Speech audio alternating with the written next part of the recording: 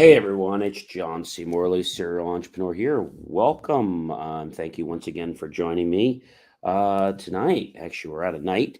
For those of you that are new and have never seen me before, well, every single week, starting with Saturday, we start with a brand new series and we go straight through to Friday and we get more specific each day. So, for those of you that are coming back, well, welcome back, ladies and gentlemen. And I invite all of my new visitors as well as existing to go ahead and take your phone, scan that QR code. Once you scan the QR code, that's going to direct you to a website. And if you're having any problems getting it from your mobile device, you can go to Linktree. That's linktr.ee/JOHNC Cyril, SERIALENTREPRENEUR, and you'll get a plethora of stuff that I do as that constantly evolves and changes. So we are talking about a very, very interesting topic that really can help improve the quality of your life. You know what that is? Yes. How and why time is important. I love this topic. So I want to talk about time in terms of time for volunteering. Now, many of you may know that I'm actually studying to become an EMT. I was a first responder, but now I'm kind of going a little bit deeper into that crescendo, I should say. And making a choice to volunteer is something you've got to balance with time. So let's talk about what time means. So when you decide to volunteer, there can be lots of egos. And we always say there's no room for ego in volunteering. When you volunteer, you want to make sure, first of all, that you're being accepted by the group, the organization, or wherever you're going to be volunteering. Sometimes people have the right intentions, but because of time, again, and because of their own idiosyncrasies, they just kind of clash with people. Now, volunteering is a great thing, and it's something you should take time out to do. But what makes people not want to volunteer is when others are not being respectful toward them. Because when you're volunteering, you are sharing your life, right? You're sharing your life with someone. And I think that's really important to understand what it means to share your life, because if you know how something works and how it doesn't work, then I think that really matters to you as opposed to what doesn't matter. And so I want to talk about time for volunteering, right? So there is always time for lots of things, but when you make time to volunteer, you get more time back in your life for yourself. I've also found that when you approach time and you respect it, even though the time passes, you seem to have more time for yourself. But why is it, though, that many people in our lives complain about time? Hmm. I think it's because they're not organized. They're frustrated with where their life is going. They're trying to make this epiphany of a turn, but they don't even know how to turn the slightest bit. So, what advice can I give you when you're thinking about time? And let's think about volunteering. So, you've got lots of different things. And I always tell people, time links to a calendar, right? So, when we talk about time, it's the year, it's the hour, the minute, and the second. And then it's also the date, right? The day.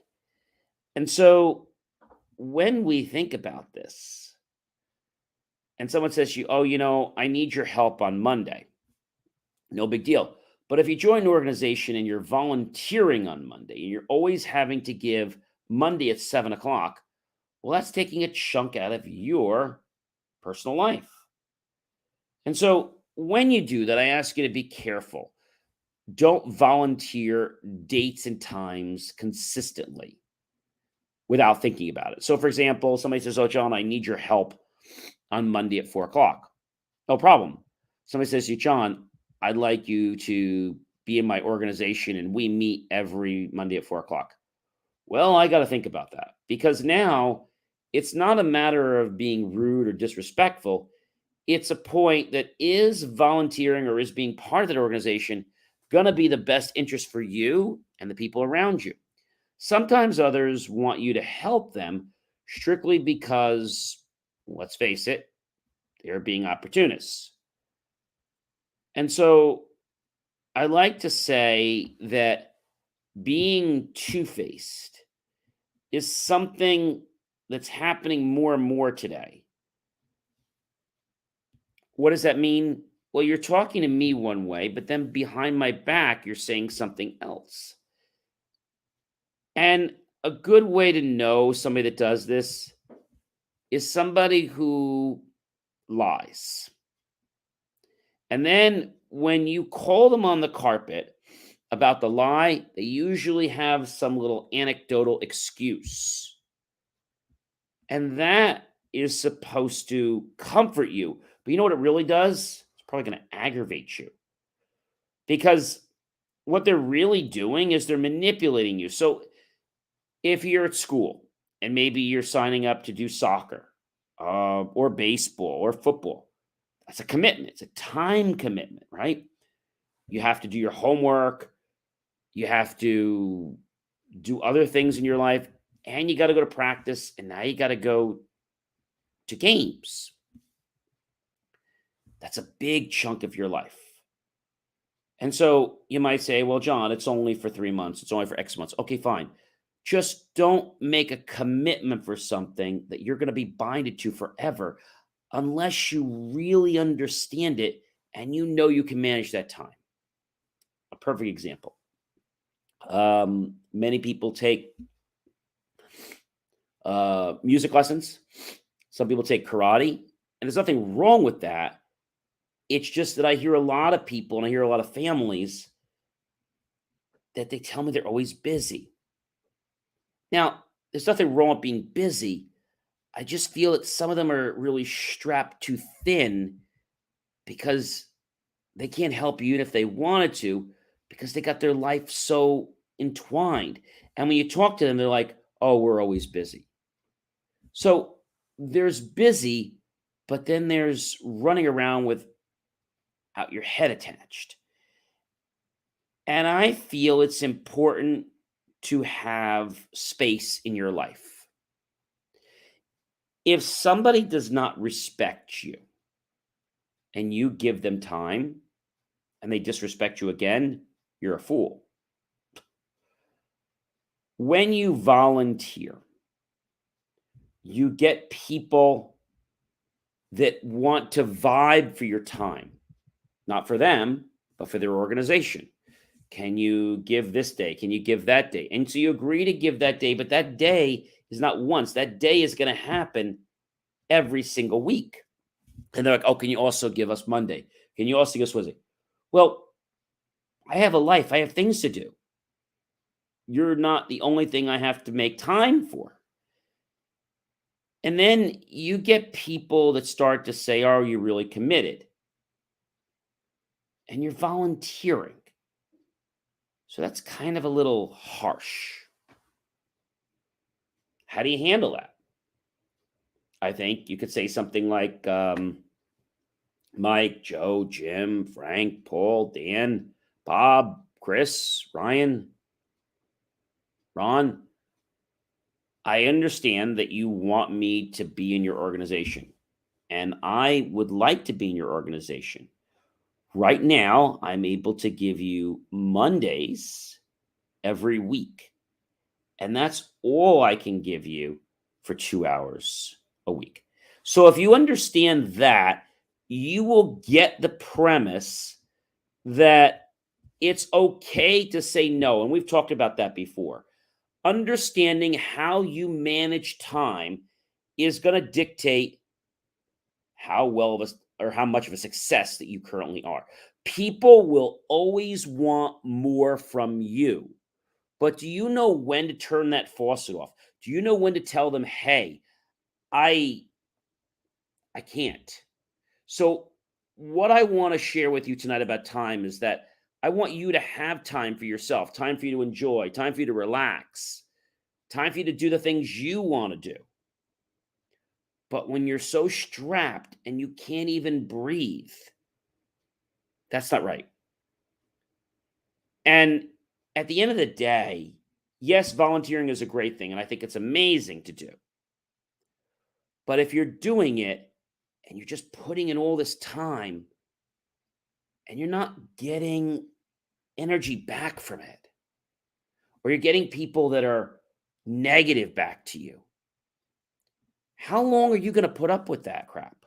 Hopefully not long. But some people figure, well, it's an organization, it's a this, it's a that. That doesn't make it right. That doesn't mean somebody can walk on you. That doesn't mean somebody can placate you. That doesn't mean that somebody can be two-faced. It also doesn't mean that somebody is more important or better than you. Because I got news for you. They're not. We're all here for one main reason, ladies and gentlemen, and that is one, to help ourselves become better versions of ourselves and to help others become better versions of themselves. You also have to be careful because when you get involved in these situations, there's always that quote unquote political caveat that happens. And I tell people right up front, look, my dad was a master in politics and I had a choice to go into it, and I chose not to because I saw the way people were abusing my father and how people would call our house every single night, always at dinner time. And when he got out of office, which was the greatest thing, he was about to be an assemblyman and he decided not to do it, which was great. The phone stopped ringing. What can you do for me? What can you do for me? Volunteering should be something that you do because you want to. It should never be something you do because someone is forcing you or somebody is, let's say, scapegoating. Oh, well, you have to do that. I mean, well, if you join us, you have to do that. No, you don't. You're volunteering. When you volunteer and you make a commitment, be very careful that you understand what the commitment is and what the expectations are.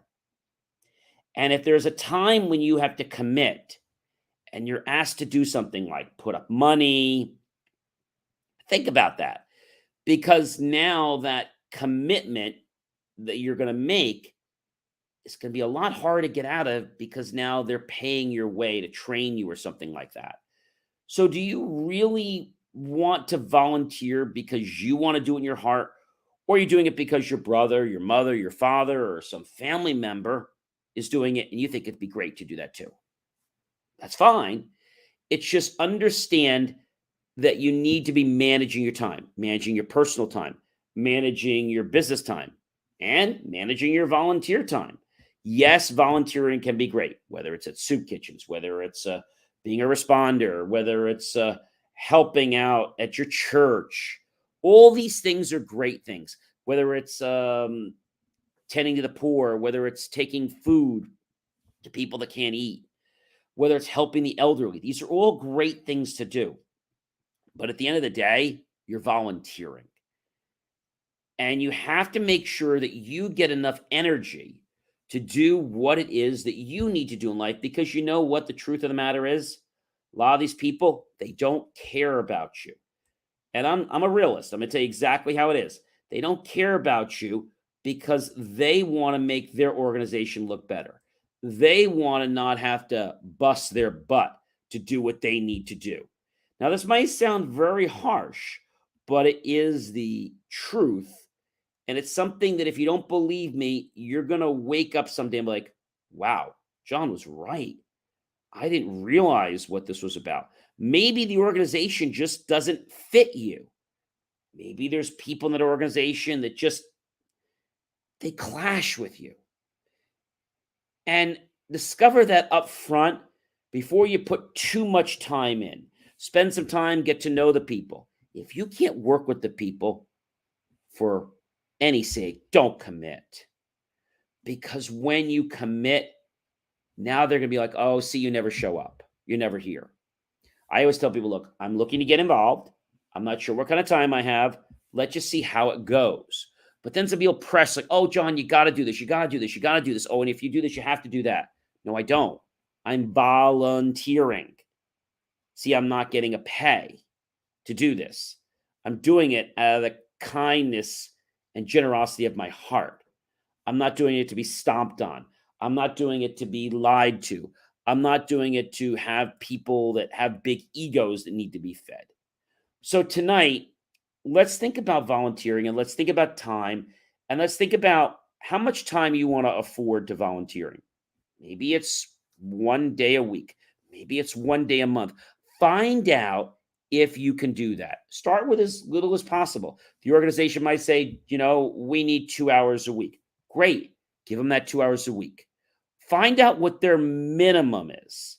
And if you can't give the minimum, you can say, look, I'd like to get involved with the organization. I honestly don't know if I have time to commit to 6 hours a week or to commit to 10 hours. I don't know if I have a time. I might, but I don't want to disappoint you. And so when you take this premise, people now understand where you're coming from, and hopefully you have a better understanding where they're coming from.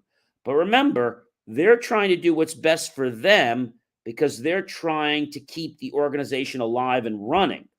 If you don't understand that and you fall into this trap, you're going to get all your energy sucked out of you. And you know what happens? You're like, oh my gosh, I'm so tired. I can't get up. I can't do my work. I can't do anything. And you're like, I'm not living. That's not volunteering. Volunteering is when you have time and you want to give it and you get recharged.